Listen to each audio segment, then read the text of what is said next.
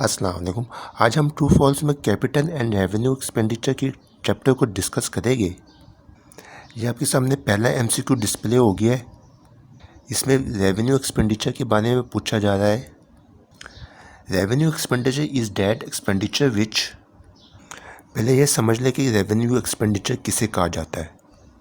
जब भी कोई कंपनी अपने बिजनेस में किसी भी तरह के नॉर्मल एक्सपेंडिचर्स कर रहे हो तो हम इसको रेवेन्यू एक्सपेंडिचर्स कहते हैं।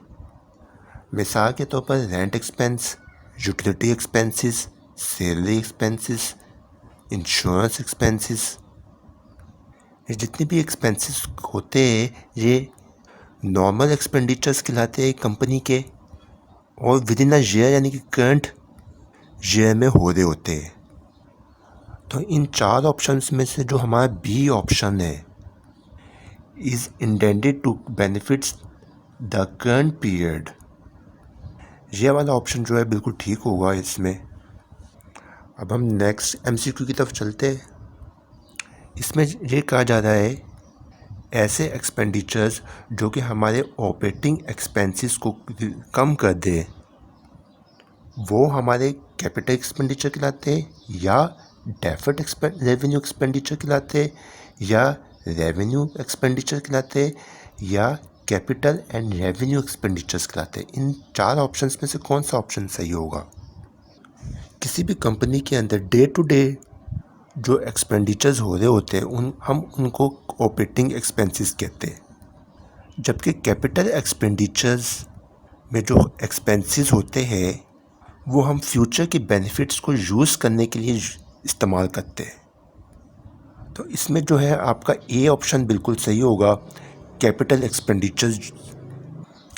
इसमें ये कहा जा रहा है an expenditure is capital is a nature when, तीन ऑप्शन है इसमें देखिए जो ए ऑप्शन जो है आपका बिल्कुल ठीक होगा, the receiver of the amount is going to treat it for the purchase of assets. इसमें तीन ऑप्शन है आप हमारे सामने। देखिए सबसे पहले ये समझ लें कि कैपिटल एक्सपेंडिचर रेवेन्यू एक्सपेंडिचर में क्या फ़र्क होता है। जैसे कि मैंने अभी कहा था कि कैपिटल एक्सपेंडिचर जो होते हैं वो फ्यूचर के बेनिफिट्स को हासिल करने के लिए इस्तेमाल किए जाते हैं, यानी कि एक तरह की हमारी ये लॉन्ग टर्म इन्वेस्टमेंट है जो कि जिसमें हम एसेट्स को परचेज करते हैं। जबकि रेवेन्यू एक्सपेंडिचर से मुराद ऐसे एक्सपेंसेस, ये हमारे ऐसे ऑपरेटिंग एक्सपेंसेस कहलाते हैं जो कि हमारे शॉर्ट टर्म एक्सपेंसेस का एक हिस्सा होते हैं, जो कि हमारी सेल्स को बूस्ट करने में मदद कर रहे होते हैं।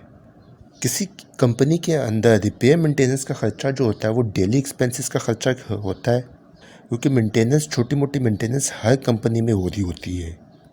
तो इस लिहाज से हमारा जो बी ऑप्शन है वो रेवेन्यू एक्सपेंडिचर वो बिल्कुल ठीक होगा। इसमें जो है बी ऑप्शन बिल्कुल ठीक होगा। अब हम नेक्स्ट ट्रू फॉल्स की तरफ चलते हैं। इसमें ये कहा जा रहा है कि शेयर्स इशू किए जिस पर डिस्काउंट दिया गया है।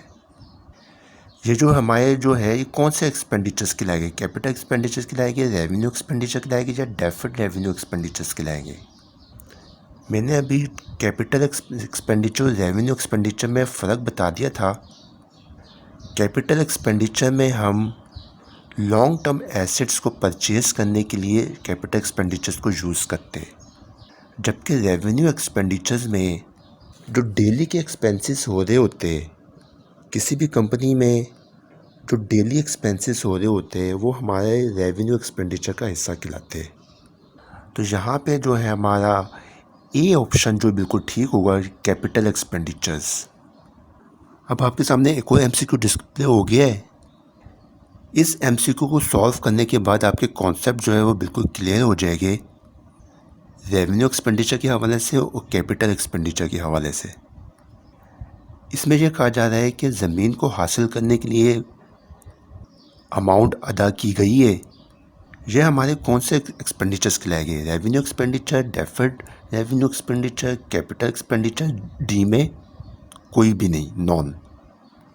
तो इसमें जो है सी ऑप्शन जो है आपका बिल्कुल ठीक होगा, कैपिटल एक्सपेंडिचर्स, क्योंकि मैंने अभी कहा था कि रेवेन्यू कैपिटल एक्सपेंडिचर जो होते हैं वो फ्यूचर के बेनिफिट्स को हासिल करने के लिए हम कैपिटल एक्सपेंडिचर्स करते हैं और एसेट्स को हासिल करने के लिए। लैंड क्या है, हमारा फिक्स एसेट है, तो इस लिहाज से हमारा सी ऑप्शन जो है बिल्कुल ठीक होगा इसमें। वीडियो को लाइक कर दें कि और इस वीडियो को ज़्यादा से ज़्यादा आगे शेयर करें ताकि ज़्यादा से लोगों को फ़ायदा हो। कल हम नए चैप्टर के एमसीक्यूज़ को हम डिस्कस करेंगे।